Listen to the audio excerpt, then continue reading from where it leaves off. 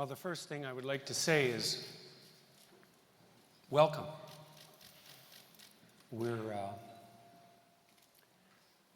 thrilled that you're here, and we appreciate the time and the effort and the energy that you've expended and the risks you've taken to be here, and we hope that the consequences will be worth the effort. Why ARC? Why the Alliance for Responsible Citizenship?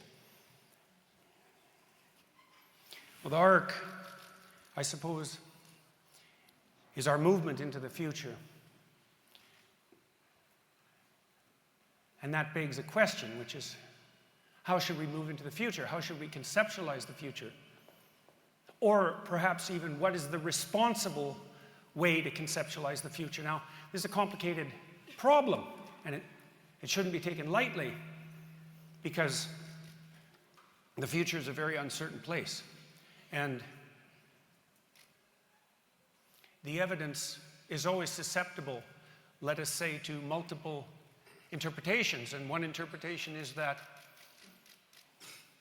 we live in a world that's characterized by intrinsic scarcity and terror, that we must be apprehensive in the face of the potential apocalypse, that we need to batten down the hatches and restrict, that we need to subject ourselves to an ever-increasing level of control, that we need to cower and demoralize our young people because there's not enough to go around and the devil take the hindmost.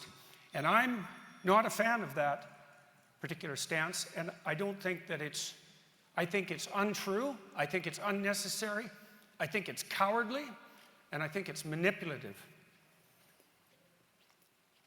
And having said that, I would say, well, we have reason to be apprehensive about the future, just as we have reason to be apprehensive about the present.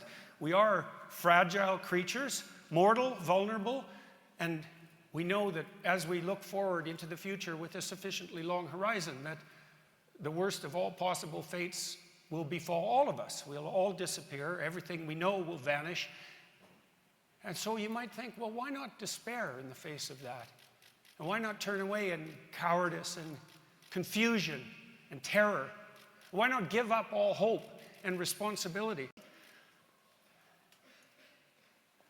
I've been reading the book of Job recently and writing about it. And Job, the story of Job is a story of a man who's tortured beyond any reasonable limit.